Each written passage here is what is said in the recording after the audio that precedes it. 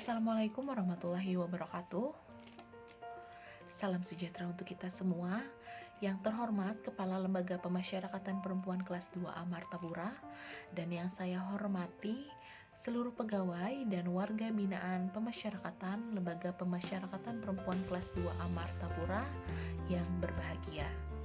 Pertama-tama, marilah kita panjatkan puji dan syukur kehadirat Allah Subhanahu wa Ta'ala, karena atas izin dan rahmatnya kita dapat berkumpul di acara ini dalam kegiatan penyuluhan upaya pencegahan dan pengendalian COVID-19.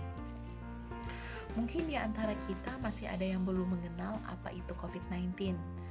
Jadi, COVID-19 ini merupakan penyakit jenis baru yang belum pernah diidentifikasi sebelumnya pada manusia, yang menyebabkan penyakit mulai dari gejala ringan sampai berat.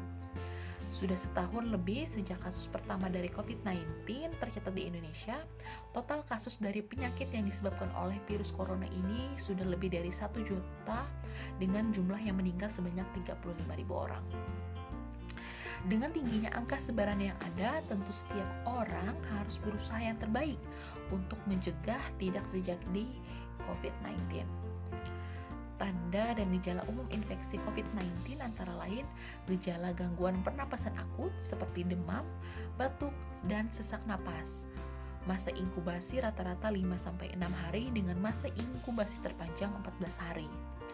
Pada kasus COVID-19 yang berat dapat menyebabkan pneumonia, sindrom pernapasan akut, gagal ginjal, dan bahkan kematian. Berdasarkan bukti ilmiah, COVID-19 dapat menular dari manusia ke manusia melalui percikan batuk atau bersin atau droplet, dan juga bisa tidak melalui udara. Orang yang paling beresiko tertular penyakit ini adalah orang yang kontak erat dengan pasien COVID-19, termasuk yang merawat pasien COVID-19. Untuk menentukan apakah pasien terinfeksi virus corona, dokter akan menanyakan gejala yang dialami pasien. Dokter juga akan bertanya apakah pasien tinggal di daerah atau baru saja berpergian ke wilayah yang memiliki banyak kasus COVID-19.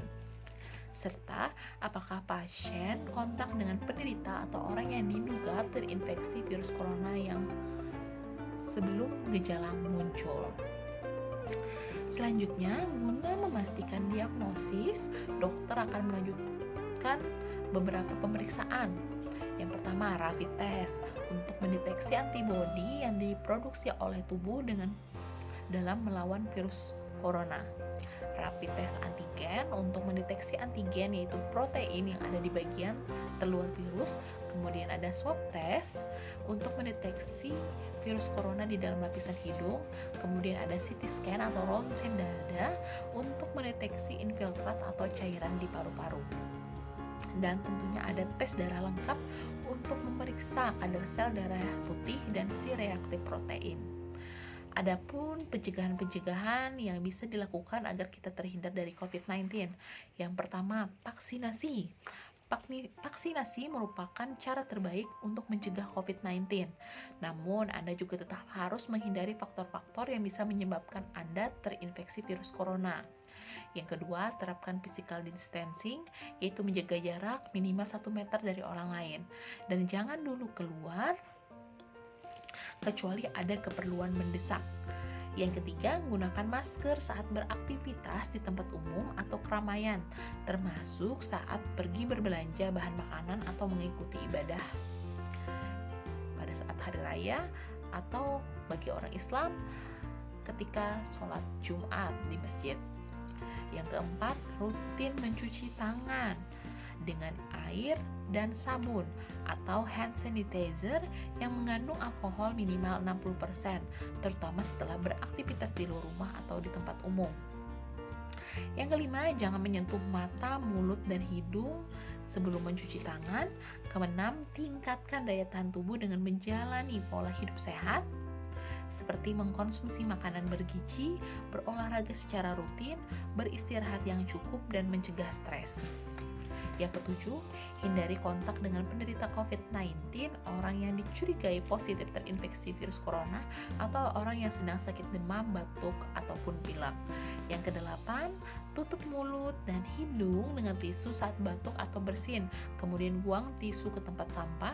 Dan yang terakhir, jaga kebersihan lingkungan dan kebersihan rumah, termasuk benda-benda yang sering disentuh. Demikian penjelasan yang dapat saya sampaikan. Semoga bermanfaat bagi kita semua, dan semoga COVID-19 dapat kita kendalikan serta kita semua diberikan kesehatan serta selalu dalam lindungan Allah Subhanahu wa taala. Mohon maaf atas segala kekurangannya. Saya akhiri. Wassalamualaikum warahmatullahi wabarakatuh. Terima kasih.